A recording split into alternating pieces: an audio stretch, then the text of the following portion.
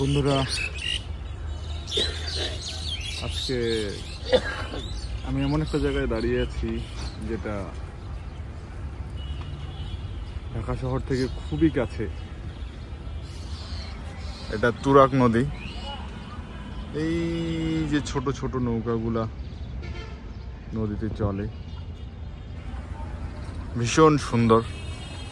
এখন সকাল 7টা থেকে 8টা মাঝামাঝি, 7:30টার মতো হবে।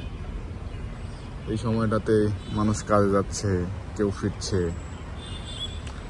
এখানে আশেপাশে কিছু দোকান রয়েছে, বিভিন্ন সবজির দোকান, যেগুলো সারা রাত চলে। ওগুলোতেই মানুষ কাজ করে। সব কাজ করতে আসছে, কেউ ফিরছে।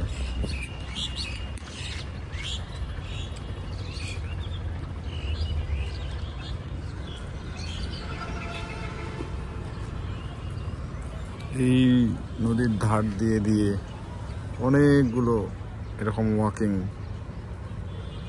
রোড বানিয়ে দিয়েছে সরকার। জায়গাটা সুন্দর। আজকে একা একা এসেছি, উপভোগ করছি সকালের দৃশ্য।